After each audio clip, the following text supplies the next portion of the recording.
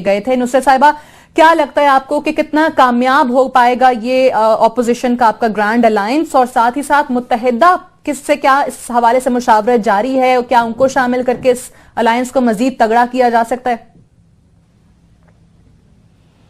Thank you so much Sadia. पहले तो मैं जरा इस चीज की वजाहत कर दूं कि अलायंस जो बनने जा रहा है वो क्यों बनने जा रहा है।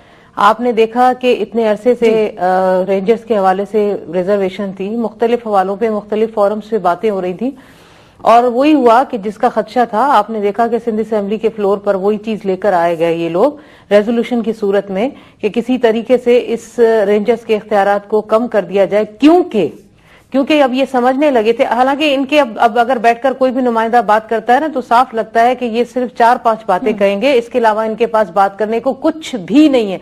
रिपीटेशन हो रहा है, वही चीज, 4 चीजें। नहीं, ऐसा नहीं है, हम ऐसा, मैं ना मानू वाली बात, मैं ना मानू। तो उसी हवाले से रेंजर्स की जो ऑपरेशन था, देखिए खुद ही वोट करते हैं असेंबली के फ्लोर्स पर। हमें तो ये ड्रामे समझ नहीं आते कि वोट भी देते हैं और रोते भी हैं, आंसू भी बह रहे होते हैं, वोट भी करते हैं। इन तमाम कवानीन को 2009 का पीपीओ किसने किया, किस तरह ये आया और कौन इसको लाने वाला है, ये भी सबको पता है। तो ये तमाम चीजों को देखते हुए एक चीज आपके अच्छे फेवर में जा रही है, और इस ऑपरेशन को आप उस वक्त तक तो बड़ा उसकी तारीफ कर रहे थे। उस वक्त एक इसको अपने, खासतौर पर सीएम तो बहुत खुश होते थे कि मेरी तो वजीर आजम ने तारीफ की आज कि ये ऑपरेशन जो है मैं बहुत अच्छा चला रहा हूँ, बड़ी जबरदस्त। जब मुत्तहिदा पर होता है, जब जमात इस्लामी पर होता है, जब सुन्नी तहरीक वहां पर ये उनका ऑपरेशन हिट कर रहा होता है, तब तो बहुत खुश थे। जैसे ही डॉक्टर आसिम की बात आई और उसके बाद आपने देखा कितने लोग यहाँ से फरार हो गए। आपने देखा एक्स जो बल्दियाती मिनिस्टर है वो यहाँ पे दो एक्स बल्दियाती मिनिस्टर गायब हैं यहाँ से, और वो कौन से साकिब सूमरे हैं, वो कौन से काका हैं, वो जनाब कौन से मोराई हैं, वो मोहम्मद अली शेख हैं, कहाँ है वो लोग? और सबको पता है ये आप इनसे बात करेंगी ना, कहेंगे नहीं नहीं हम तो इनको नहीं जानते, ये तो जो गवर्नमेंट के एम्प्लॉइज थे, हमें पता था ये गवर्नमेंट के एम्प्लॉइज थे, लेकिन किसके ये फेवरेट थे सबको पता था। ऐसी चीजें सुन के थोड़ी तबीयत नासाज हो जाती है, तबीयत नासाज भी बहुत आ जाती है, और फिर बुखार भी चढ़ जाता है। फिर इस तरह से फिर ईंट से ईंट बजने की बात होने शुरू हो जाती है जो हम सुन रहे हैं, और फिर ईंट से ईंट बजाने की बात करके फिर खुद गायब हो जाते हैं। अब ये क्या बात हुई, इतने दिलेरी से आप खड़े होकर बात कर रहे हैं, फिर यहाँ पर रहकर उसको बजाएं ना फिर ईंट से ईंट। तो ये तमाम बातें हैं जनाब, इस तरह के बयानात जोश में देकर फिर होश खो जाने वाली बातें होती है। तो इस तरह करके इन्होंने ये एक सिलसिला शुरू। 1 मिनट सादिया, और आपने कहा ना ग्रैंड अलायंस, देखिए इस तरह नहीं बनते और इनके बनने की भी जरूरत नहीं होनी चाहिए, लेकिन जब जमहूरी हुकूमतें खुद जमहूरियत को कमजोर करें, उसको खत्म करने की कोशिश कर रही हो, और इस तरह के इकदाम करें जो सिंध दुश्मन इकदाम होते हैं, यही पीपल्स पार्टी है ना जिसने सिंध दुश्मन फैसला किया था जब सिंध को 2 हिस्सों में तकसीम करने की बात हुई थी, इसी असेंबली से बिल पास कराया था। और यही वो पीपल्स पार्टी है जिसने रेंजर्स का जब ऑपरेशन कामयाब जा रहा है, हम अमान से रह रहे हैं। 14 अगस्त हमारा इतना जबरदस्त गुजरा कि सारी दुनिया हैरान हो गई। 6 सितंबर हो गया, हमारी 10 मुहर्रम, वो आप कहते हैं कि लेकिन इनको ये बर्दाश्त नहीं हो रहा, ये नहीं चाह रहे कि नजर आ रहा है, आप कहते हैं बर्दाश्त नहीं हो रहा। उस हवाले से मैं आगे बात को लेकर चलते हैं, लेकिन ब्रिगेडियर साहब, चांसेस तो शायद वाजे आप लोगों को इकट्ठे होने के इस नुक्ते पर नजर आ रहे हैं, लेकिन आपको होता क्या नजर आ रहा है? क्योंकि कॉम्प्रोमाइज करने को हमारी सियासी और अस्करी क़यादत तैयार नहीं। सिंध हुकूमत के हवाले से वाजे मौकफ आप बेहतर अंदाज में सिंध असेंबली के अंदर भी सुन चुकी हैं। Where do you see this going from here?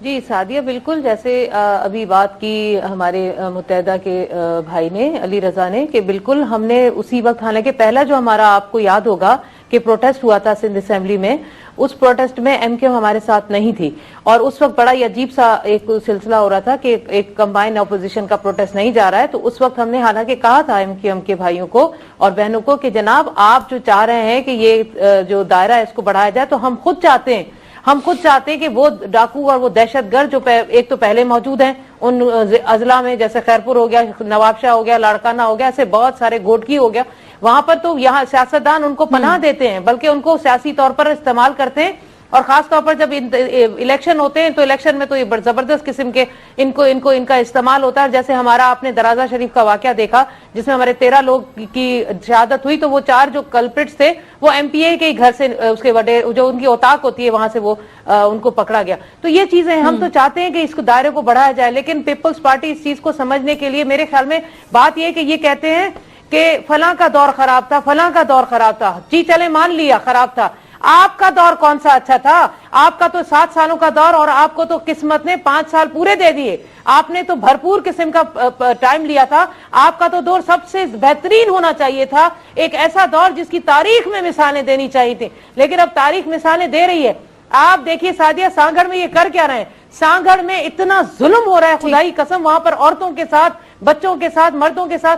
ये इनकी जमहूरियत है और ये इनका सिलसिला है। तो ये तमाम चीजें देखते हुए मेरे ख्याल में ऑपोजिशन तमाम एक पेज पर है, एमक्यूएम के भाई हमारे बहने भी एक पेज पर है। नुसरत सर बड़ी अच्छी बात कर रही है, दलाजा का किस्सा बता रही है। अभी जो 4 दिन पहले 5 दिन पहले जो सांगड़ में इन्होंने किया है वो नहीं बता रही है।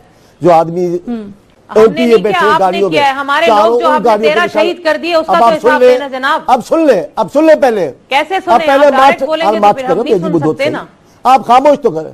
आप इतना बड़ा झूठ बोल गई है, अभी बैठा हूँ आप जरा सुने।